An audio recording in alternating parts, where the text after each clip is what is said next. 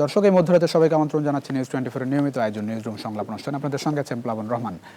আপনারা জানেন, এই অনুষ্ঠানের মধ্যে আমরা দিনের গুরুত্বপূর্ণ খবর ঘটনাগুলো আসলে বিশ্লেষণ করার চেষ্টা করি। আমাদের আমন্ত্রিত অতিথিরা আসলে খবরগুলো বিশ্লেষণ করেন। আজ আমাদের সঙ্গে একজন অতিথি আছে দর্শক, পরিচয় করে দিচ্ছি শুরুতে তার সঙ্গে। অধ্যাপক ডক্টর শফিউল আলম ভূঁইয়া অধ্যাপনা করছেন ঢাকা বিশ্ববিদ্যালয়ে, তিনি আমাদের সঙ্গে আছেন। স্যার, আপনাকে স্বাগত জানাচ্ছি নিউজ 24 এর নিয়মিত মধ্যরাতের আয়োজনে। শুনতে পাচ্ছেন নিশ্চয়ই স্যার? শুনতে পাচ্ছি, আপনাকে ধন্যবাদ। জি স্যার, আমরা একটু ধারণা দিতে চাই কোন বিষয় নিয়ে আমরা আসলে আলোচনা করতে চাই, প্রধান খবরগুলো একটু জানাতে চাই। আজকে আমাদের নিউজ 24 এর প্রধান শিরোনাম ছিল করোনায় থমকে আছে দেশের প্রায় সকল নিয়োগ পরীক্ষা, চরম হতাশায় বিপুল সংখ্যক চাকরি প্রত্যাশী, সরকারের সিদ্ধান্তের দিকে তাকিয়ে সবাই। ভ্যাকসিনের জায়গাটায় সুখবর, দেশে করোনার ভ্যাকসিন আসছে মধ্য জানুয়ারিতেই, প্রথম চালানের মূল্য পরিশোধ কাল, 8 মাসের মধ্যে সর্বনিম্ন সংক্রমণ, আজও মৃত্যু 23 জনের। আরেকটি সুখবর, মার্চের মধ্যে ঢাকায় মৃত খাল, ড্রেনের প্রবাহ ফিরবে, মুক্তি ঘটবে জলজট থেকে, ওয়াসা থেকে খালের দায়িত্ব বুঝে নিয়ে কাজ শুরু সিটি কর্পোরেশনের। এগুলো নিয়ে মূলত আমরা আলোচনা করতে চাই। একটা বড় বিষয় আছে, রোহিঙ্গা ইস্যুতে 9 দেশের সমর্থন হারালো মিয়ানমার, প্রস্তাবের পক্ষে ভোট দিয়েছে বাংলাদেশ সহ 130 দেশ, আবারও ভোট দেয়নি ভারত। এগুলো নিয়ে মূলত আমরা একটু আলোচনা করতে চাই। ডক্টর শফিউল আলম ভূঁইয়া শুরু করতে চাই। শফিউল আলম ভূঁইয়া, নিশ্চয়ই আপনি জানেন যে করোনার সময় আসলে বিশেষ করে শিক্ষা প্রতিষ্ঠান এবং বেকারত্বের হার বেড়েছে, অনেকে চাকরিচ্যুত হয়েছে, বেশ ভয়াবহ অবস্থা গিয়েছে। এখন হয়তো তুলনামূলক দিন দিন স্বস্তি ফিরছে এসব জায়গায়, কিন্তু যারা আসলে চাকরি প্রত্যাশী, পড়াশোনা শেষ করেছেন, বেকার যুবক আসলে যাদেরকে বলা হয়, চাকরির পরীক্ষায় আসলে এই দীর্ঘ সময় ধরে বন্ধ, কি ধরনের প্রভাব দেখছেন? আসলেই কি পরীক্ষা নেওয়ার সুযোগ দেখছেন কিনা? না, যেমন ধরেন এই যে করোনাকালীন সময় আমরা অতিক্রম করছি, আমরা সকলেই জানি যে এটা একটা অস্বাভাবিক পরিস্থিতি। আমরা একটা মহামারীর মধ্য দিয়ে সামনের দিকে এগিয়ে যাচ্ছি। এখন এই মহামারী চলাকালীন সময়ে যে কাজগুলো না করলেই নয়, সরকার কিন্তু সেই কাজগুলোই আপনার চালু করেছে বা করতে বাধ্য হয়েছে, প্রাইভেট সেক্টরে তা করেছে। তো চাকরির পরীক্ষা বা নিয়োগ পরীক্ষা কেন্দ্রে যেহেতু অনেক লোকের একসাথে সমাগম হওয়ার সম্ভাবনা থাকে বা থাকবে, সেই কারণে চাকরির পরীক্ষা বা যে কোনো ধরনের পরীক্ষা নেওয়া থেকে সরকারি প্রতিষ্ঠান বা বেসরকারি প্রতিষ্ঠানগুলি বিরত আছে। তবে এই যে সাম্প্রতিক বিশেষ করে ডিসেম্বর জানুয়ারিতে আমাদের যে আশঙ্কা ছিল যে বাংলাদেশে করোনা পরিস্থিতি একটা ভয়াবহ রূপ ধারণ করতে পারে ঠান্ডার মধ্যে, তো সেই ভয়াবহতাটা কিন্তু এখনো লক্ষ্য করা যাচ্ছে না। তা আমাদের অন্য আরেকটি ব্যাখ্যা বিশেষজ্ঞরা দিয়েছেন যে এই ঠান্ডার সময় আমাদের দেশে যেহেতু মানুষের অন্যান্য ধরনের ভাইরাসের প্রকোপ থাকে, বিশেষ করে আপনার ঠান্ডাজনিত অনেক অসুখ আমাদের থাকে, তো সেই সমস্ত কারণে করোনা ভাইরাস বোধহয় সেখানে সুবিধা করতে পারছে না, এরকম একটা ধারণা কোনো বিশেষজ্ঞ হাজির করেছেন। তা আমি জানি না বৈজ্ঞানিকভাবে এটা কতটা সত্য, তবে যে আশঙ্কা আমরা করেছিলাম সেই আশঙ্কাটি বাস্তবে এখনো প্রতিফলিত হয়নি। এখনো করোনা সংক্রমণের হার সীমিত পর্যায়ে আছে, মৃত্যুর হারও কিন্তু অনেকটাই নিয়ন্ত্রণের মধ্যে আছে। তো এইরকম যদি পরিস্থিতি চলতে থাকে, যেমন আপনার সংবাদেই শুনলাম যে জানুয়ারির বা মধ্য জানুয়ারির মধ্যে আমাদের ভ্যাকসিনের প্রথম চালান এসে পৌঁছাবে, এই ভ্যাকসিন গুলো আমাদের হাতে চলে আসার পরে বা এরকম পরিস্থিতি যদি চলতে থাকে, আমার ধারণা যে by the end of January অথবা আর্লি মার্চ থেকে হয়তো আমরা অনেক কিছুই স্বাভাবিক পর্যায়ে নিয়ে যেতে পারবো। বিশেষ করে চাকরির পরীক্ষাগুলো, যারা চাকরির জন্য অপেক্ষা করছেন, নিয়োগের জন্য অপেক্ষা করছেন, তাদের পরীক্ষাগুলো অন্তত যাতে নেওয়া যায়, আমার ধারণা সেই ব্যাপারে সরকার, পাবলিক সার্ভিস কমিশন এবং অন্যান্য প্রতিষ্ঠানগুলো নজর দেবে বলে আমি বিশ্বাস করি। কারণ এই চাকরি না হওয়ার কারণে প্রতিষ্ঠানগুলোতেও কিন্তু এক ধরনের শূন্যতা বিরাজ করছে, তারাও চাইবে যে সেই শূন্যতাটা পূরণ করা। স্যার, এখন যে তথ্য তাতে হচ্ছে বিবিএস এর তথ্য বলছে যে প্রায় 37% শিক্ষিত বেকার এবং প্রতি বছরই চাকরির বাজারে প্রায় 20%, 20 লাখ তরুণ তরুণী যোগ হয়, এবং সেই জায়গাটাই দীর্ঘদিন পরীক্ষা না হওয়াতে একরকম পরীক্ষার জট তৈরি হয়েছে। মানে পরীক্ষা যখন শুরু যদি হয় স্যার, সেক্ষেত্রে কি ধরনের চাপ পড়বে মনে করেন বিসিএস ব্যাংক সহ? শুরু হলে, যখন শুরু হলে পরে আপনি লক্ষ্য করবেন যে পরীক্ষার্থীর সংখ্যা কিছুটা বেশি হবে আগের চাইতে, এবং দেখা যাবে যে একই সপ্তাহে একাধিক পরীক্ষা হচ্ছে, একই মাসে অনেকগুলো পরীক্ষা হচ্ছে, তো এরকম বা অনেক পরীক্ষা আপনার হয়তো পাশাপাশি বা একই সময়ের মধ্যে হবে।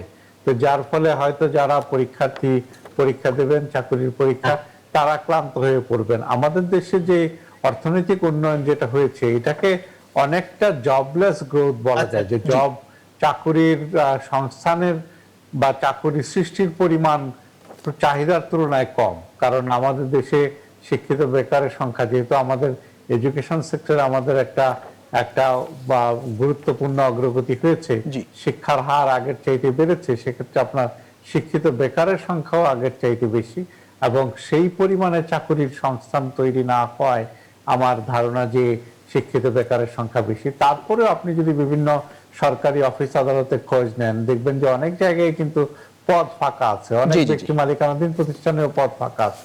তো সেগুলো হয়তো করোনার কারণে আপনার সেগুলো বিজ্ঞাপন করা যাচ্ছে না, পরীক্ষা নেওয়া যাচ্ছে না। তো আমার ধারণা যে করোনা পরিস্থিতির উন্নতি হলেই সেই পরীক্ষাগুলো শুরু হয়ে যাবে, এবং আমি যেটা বললাম যে একই সপ্তাহে বা একই দিনেও একাধিক পরীক্ষা হতে পারে। জি, অনেক তো ধন্যবাদ। সেই জন্য যারা আমরা চাকরি প্রার্থী আছেন তাদের প্রস্তুত থাকতে হবে।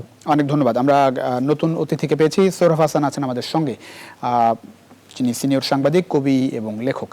সৌরভ হাসান নিশ্চয়ই শুনতে পাচ্ছেন? শুনতে পাচ্ছি।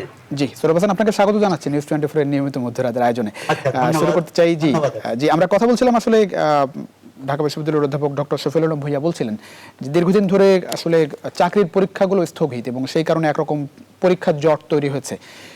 দীর্ঘ সময় তো আসলে শিক্ষা প্রতিষ্ঠানগুলো সব বন্ধ, পরীক্ষা নেওয়ার আসলেই সুযোগ ছিল কিনা, এক। আর দুই নম্বর হচ্ছে মানে যখন পরীক্ষা শুরু হবে সেই জায়গাটাই কোনো রকম চাপ তৈরি হবে কিনা, দীর্ঘদিন ধরে যেহেতু পরীক্ষাগুলো বন্ধ ছিল। সমস্যাটা তো জটিল। জি। মানে এক কথায় সমাধান দেয়া বা সমাধান না দেয়া বেশ কঠিন।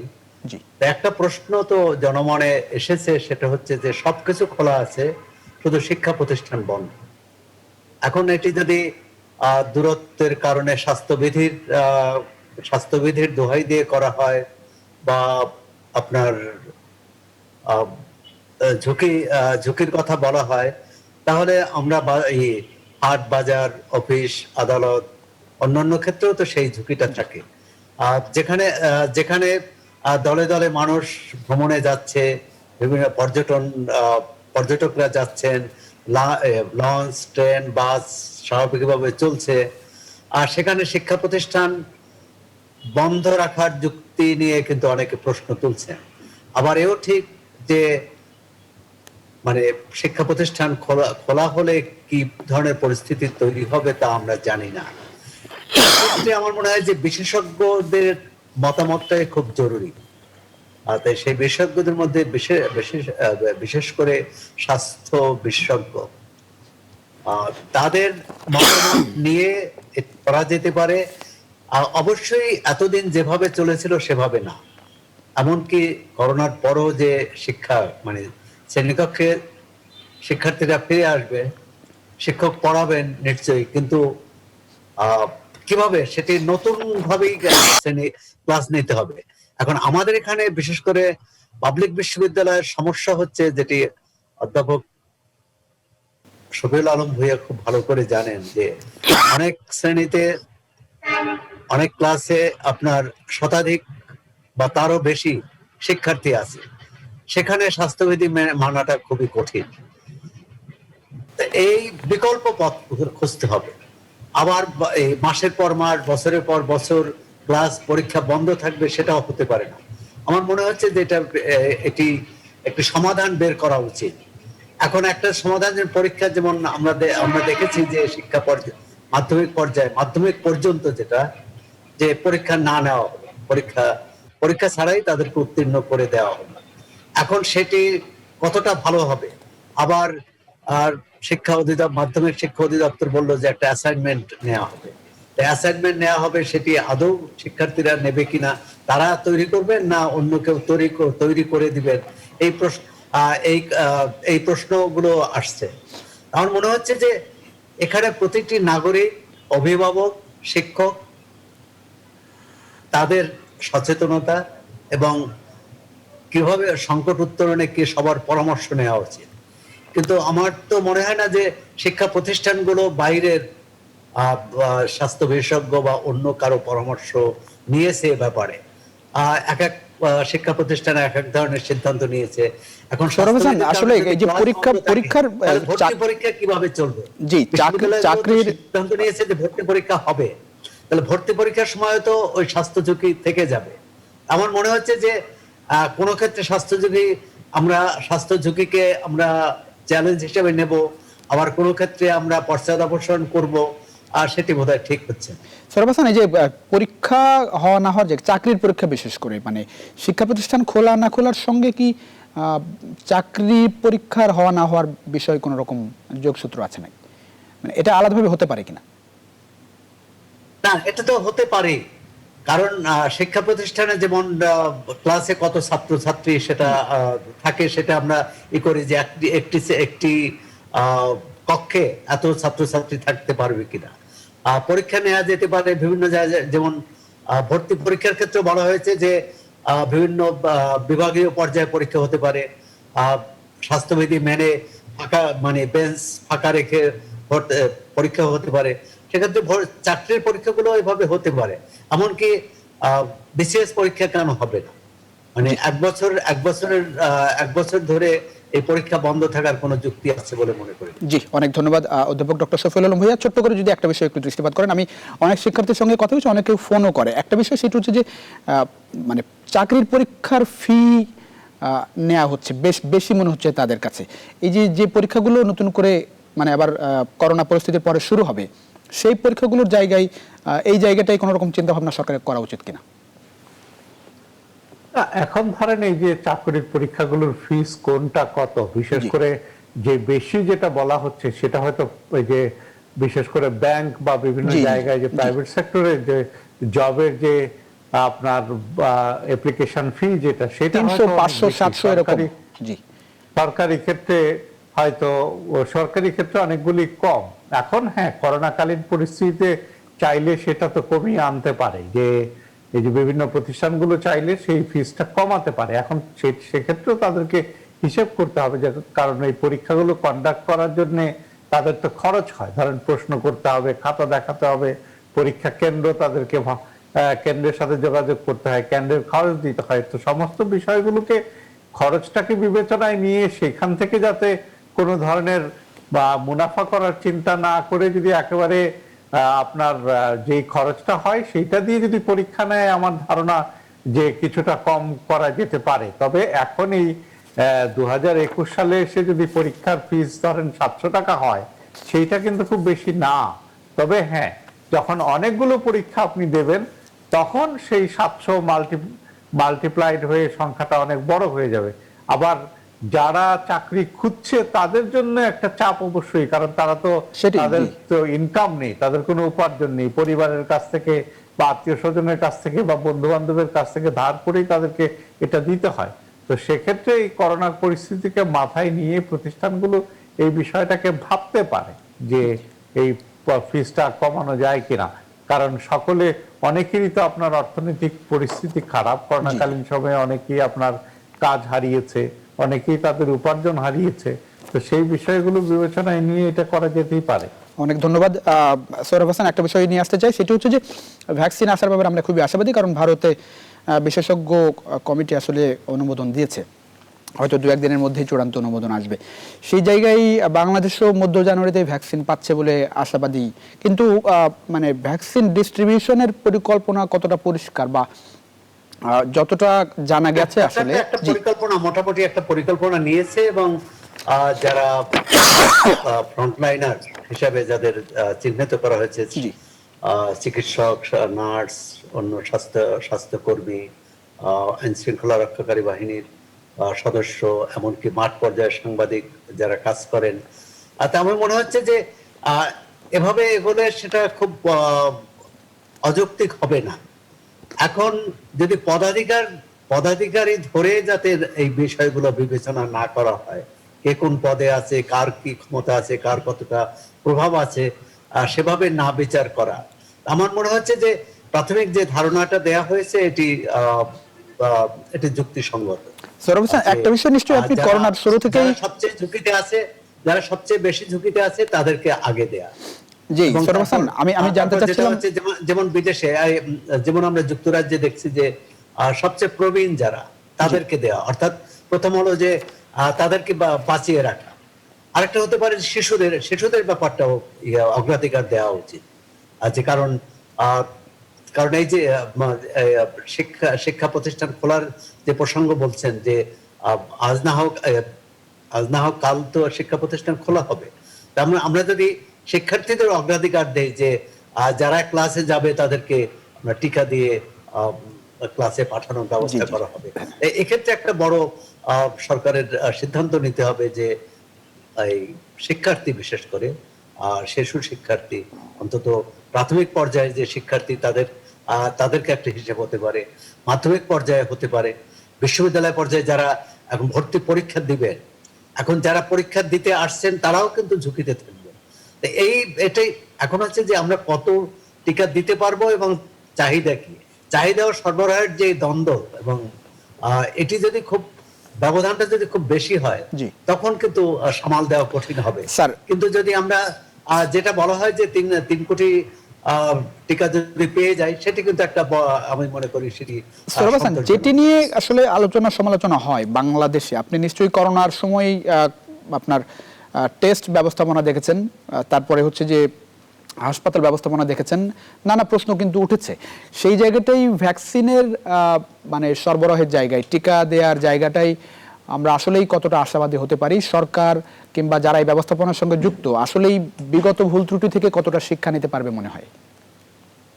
আমাদের রাষ্ট্রীয় নীতি হচ্ছে যারা সুবিধাভোগী তারাই সুবিধাটা পাবেন, কারণ তাদের হাতে পয়সা আছে।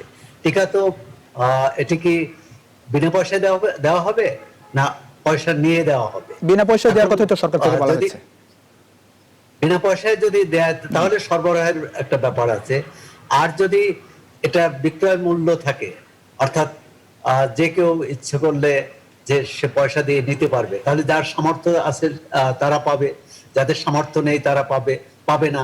তো এই সবকিছু বিবেচনা করে সরকার অগ্রাধিকার ঠিক করুক, নীতিমালা ঠিক করুক, এবং অংশীজনের সাথে কথা বলে। আমাদের অনেক ক্ষেত্রেই দেখা যাচ্ছে সিদ্ধান্তটা আসে উপর থেকে। যদি অংশীজনের সাথে কথা বলে, বিভিন্ন স্তরের মানুষের সাথে যদি কথা বলে সিদ্ধান্ত নেওয়া হয়, বিশেষজ্ঞদের সঙ্গে সিদ্ধান্ত নেওয়া হয়, অন্যান্য দেশ কিভাবে কাদের অগ্রাধিকার দিয়েছে সেটি যদি বিবেচনায় নেওয়া হয়, তাহলে এই সমস্যার সমাধান করা কঠিন নয়। যদিও বলেন যে আশাবাদী আমরা হতে পারি না, কিন্তু আবার এই অতীতের ভুলের পুনরাবৃত্তি হবে না সেটাও তো আমরা চাইতে পারি। কারণ করোনা পরীক্ষা তারপর চিকিৎসার ক্ষেত্রে মারাত্মক ভুল হয়েছে, অসততা হয়েছে, জালিয়াতি হয়েছে। টিকার ক্ষেত্রে সেটা সম্ভাবনা কম। এটি একটি আমি বলি যে ইতিবাচক দিক, কিন্তু সতর্কতা অবলম্বন। অনেক ধন্যবাদ। আমরা তোমাকে আশা করি অধ্যাপক ডক্টর শফিউল ভাই, কি ধরনের প্রত্যাশা থাকছে আসলে যে টিকা দেওয়া শুরু হবে, এবং এখানে বাংলাদেশে হয়তো নতুন করে কোনো রকম অনুমতিও লাগবে না, ভারতে যেটি হচ্ছে কিংবা বিভিন্ন দেশে যেটি হচ্ছে তেমনটাই বলা হচ্ছে, মানে বাংলাদেশে আসার পরেই টিকাদান কর্মসূচি হয়তো শুরু হয়ে যাবে। কি ধরনের প্রত্যাশা আপনার থাকবে বিগত অভিজ্ঞতা মাথায় নিয়ে? না, যে প্রত্যাশা তো ধরেন, আমার মনে হয় প্রত্যাশার জায়গায় যাওয়ার আগে আপনার সৌরভ ভাই শিক্ষা প্রতিষ্ঠান নিয়ে কথা বলছিলেন, সেই জায়গাটায় কিছু জিনিস একটু পরিষ্কার করা দরকার। সেটা হলো যে শিক্ষা প্রতিষ্ঠানগুলোর বন্ধ রাখার সিদ্ধান্তটা আমি মনে করি একদিক থেকে ভালো, এই কারণে যে শিক্ষা প্রতিষ্ঠানগুলো যদি আমরা খোলা রাখতাম, আমাদের ক্লাসরুমগুলোতে, বিশেষ করে সরকারি স্কুল কলেজ থেকে শুরু করে বিশ্ববিদ্যালয়গুলোতে এক একটা ক্লাসরুমে যে পরিমাণ ছেলে মেয়ে গাদাগাদি করে পড়াশোনা করে, তাতে ভাইরাস সংক্রমণের হারটা অত্যন্ত বেশি হতো। আর সেই ভাইরাস কিন্তু একবার আমাদের প্রত্যেকটা পরিবারে ছড়িয়ে যাওয়ার একটা আশঙ্কা থাকতো, কারণ শিশুরা বা তরুণরা তো অতটা সতর্ক হয় না, তারা স্বাস্থ্যবিধি সেইভাবে মাথায় রেখেও চলতে পারে না। তো তারা বাসায় নিয়ে আসতো, আমাদের বাসায় যে বয়স্ক ব্যক্তি যারা আছে তাদের আক্রান্ত হওয়ার সম্ভাবনাটা অনেক অনেক বেশি থাকতো। আর বিশেষ করে আপনার যে সমস্ত বিশ্ববিদ্যালয় এবং কলেজে হোস্টেল আছে বা হল আছে, সেখানকার পরিস্থিতিগুলো কিন্তু আরো ভয়াবহ। একটা রুমে অসংখ্য ছেলে বা মেয়ে একসাথে থাকে, তো সেক্ষেত্রে একটা বিপর্যস্ত অবস্থা বা বিপর্যয়ের একটা সম্ভাবনা তৈরি হতে পারত। তো সেই কারণে শিক্ষা প্রতিষ্ঠানগুলো বন্ধ আছে। আপনার কিন্তু এক ধরনের অনলাইন এডুকেশন সিস্টেম কিন্তু চালু হয়েছে, যদিও ধরেন আমাদের মতো দেশে এটা শতভাগ সফল করা খুব কষ্টসাধ্য ব্যাপার। ধরেন আমরা অনলাইনে ক্লাস নেই ঢাকা বিশ্ববিদ্যালয়ে, আমি নিজে অনলাইনে ক্লাস নেই, ধরেন অর্ধেক শিক্ষার্থী বা অ্যাটলিস্ট 30-40% শিক্ষার্থী সেই ক্লাসগুলোতে অংশগ্রহণ করে না বা করতে পারে না, কারো কারো নেটওয়ার্কের সমস্যা, কারো কারো ডিভাইসের সমস্যা। তো সেই জায়গাগুলোতে নজর দেওয়াটা আমি মনে করি যে জরুরি, যে যাদের নেটওয়ার্কের সমস্যা আছে বা যাদের ডিভাইসের সমস্যা আছে তাদের সেটাকে দূর করা যায় যদি, তাহলে অনলাইন শিক্ষা ব্যবস্থাটা একটা বিকল্প হতে পারে। জি। এবং আবার এইটাকে যদি মাথায় নিয়ে কথা বলি, আপনার স্কুল কলেজ, অনেক সরকারি স্কুল কলেজেরই আপনার স্কুলগুলোরও হয়তো সামর্থ্য নেই, আবার স্কুলগুলোর সামর্থ্য থাকলে পরিবারগুলোরও কিন্তু অনলাইন ক্লাসে যুক্ত হওয়ার জন্য যে ধরনের ইকুইপমেন্ট দরকার সেটা নেই। তবে ইংলিশ মিডিয়াম স্কুলগুলো বা প্রাইভেট ইউনিভার্সিটিগুলো কিন্তু অনলাইনে চলছে। তো শিক্ষা ব্যবস্থা হ্যাঁ কিছুটা ক্ষতিগ্রস্ত হয়েছে, একেবারে যে স্থবির হয়ে পড়েছে সেটি বলা যাবে না।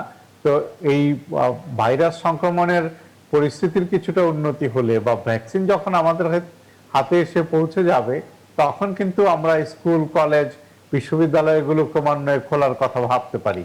এবং সেক্ষেত্রে আপনার যদি ভ্যাকসিন নিশ্চিত করা যায়, ধরেন উন্নত দেশগুলো যেটা করেছে, ফ্রন্টলাইন ওয়ার্কারদেরকে ভ্যাকসিন দেওয়ার পরপরই শিক্ষা পরিবারের সাথে যারা যুক্ত শিক্ষক শিক্ষার্থী তাদেরকে ভ্যাকসিনের আওতায় এনেছে। তো আমাদের দেশের পরিস্থিতিটা এখনো একটু ভিন্ন, যে আমরা যেহেতু সেই পরিমাণ ভ্যাকসিনের চালান প্রথমে পেতে পারছি না, তো আমরা যদি ভ্যাকসিনের চালান পর্যাপ্ত পরিমাণে পাই, শিক্ষা প্রতিষ্ঠান এবং শিক্ষা পরিবারগুলোকে যদি এটার সাথে ভ্যাকসিনের আওতায় নিয়ে আসা যায়, তাহলে হয়তো একটু দ্রুত খোলা যাবে। আর ভ্যাকসিনের ব্যাপারে আপনি যে আশাবাদ শুনতে চাচ্ছেন সেটা হলো যে আমি তো আশা করব যে ভ্যাকসিন যে প্রথমে যে 3 কোটি ডোজ আসবে, 1.5 কোটি মানুষকে দেয়া যাবে, ফ্রন্টলাইন ওয়ার্কার ডাক্তার নার্স থেকে শুরু করে নিরাপত্তা আইন শৃঙ্খলার দায়িত্বে যারা নিয়োজিত আছেন তাদেরকে দেওয়ার ক্ষেত্রে আমার ধারণা যে যেহেতু সরকারের উচ্চ পর্যায় থেকে এটি নজরদারি করা হবে এবং করা হচ্ছে,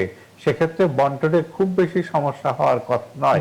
তারপরেও ধরেন আমাদের সবকিছু তো চিন্তা ভাবনা করতে হবে আমাদের পারিপার্শ্বিক অবস্থা, আমাদের সামাজিক অবস্থাটাকে বিবেচনায় নিয়ে, যে আমাদের দেশের মানুষ অনেকেই ব্যক্তিগত পর্যায়ে আপনার এই সরকারি সম্পত্তি ব্যবহার বা সরকারি সম্পত্তি সংরক্ষণের ব্যাপারে সততার পরিচয় দিতে পারে না।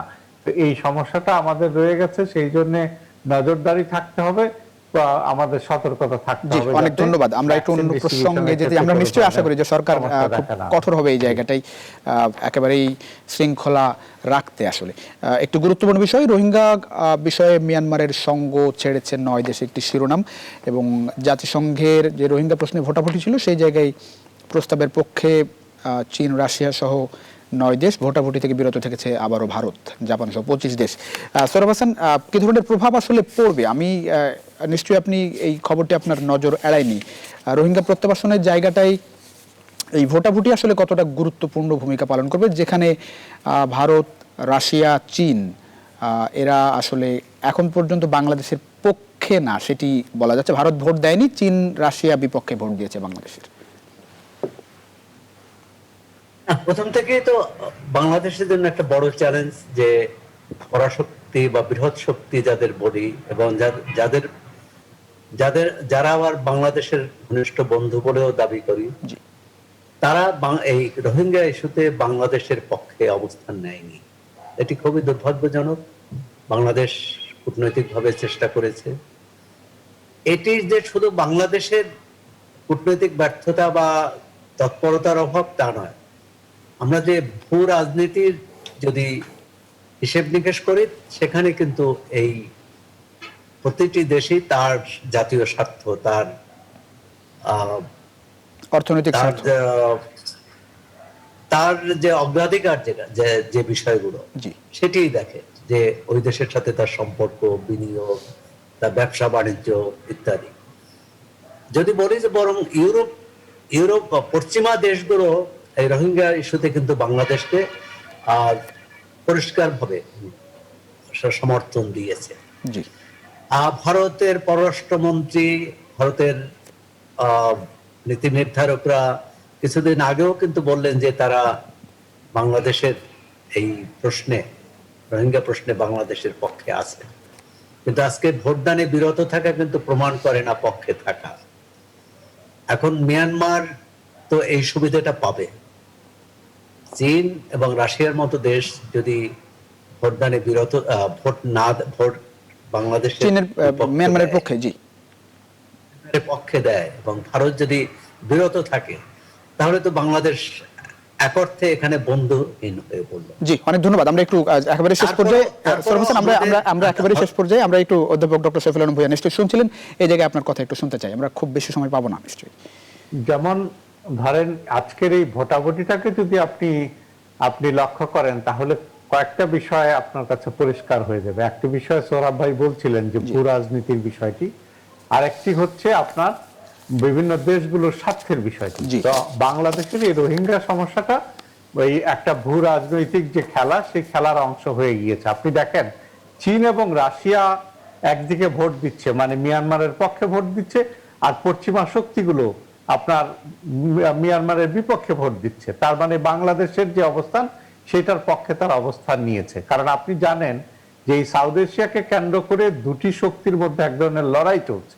সেই লড়াইটা হচ্ছে যে ইন্দো প্যাসিফিক স্ট্র্যাটেজি, যে মার্কিন যুক্তরাষ্ট্র চাইছে বাংলাদেশ ভারত সহ এই অঞ্চলটাকে তার প্রভাব বলয়ের আওতার মধ্যে নিয়ে যেতে।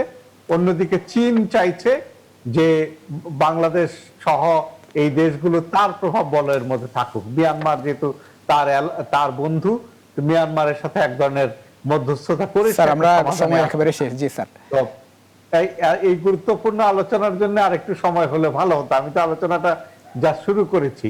তো এই যে তারপরে হচ্ছে যে এই যে ধরেন এই দুইটা যে শক্তির যে খেলা, সেই খেলায় কিন্তু এই সমস্যাটা পড়ে গিয়েছে। কারণ পশ্চিমারা যেদিকে যাবে, আপনার চীন এবং রাশিয়া কিন্তু জটিল সমীকরণের মধ্যে আসলে সব মিলিয়ে পড়েছে এই বিষয়টি। অনেক ধন্যবাদ দিতে হচ্ছে ডক্টর শফিউল আলম ভূঁইয়া। আমরা নিশ্চয়ই পরবর্তীতে কোনো একদিন সময় পেলে এই বিষয়ে বিস্তারিত আলোচনা করবো। অনেক ধন্যবাদ অধ্যাপক ডক্টর শফিউল আলম ভূঁইয়া, সৌরভ হাসান, আপনাদের দুজনকে অসংখ্য ধন্যবাদ এই রাতে আপনাদের মূল্যবান সময় নিউজ 24 এর নিউজ রুম সংলাপে দেওয়ার জন্য। দর্শক আপনারা যারা আমাদের সঙ্গে ছিলেন, আপনাদেরকে অসংখ্য ধন্যবাদ। নিশ্চয়ই দেখা হবে আগামীকাল একই সময়। সে পর্যন্ত ভালো থাকবেন, সুস্থ থাকবেন, আশা করি নিউজ 24 এর সঙ্গে থাকছেন।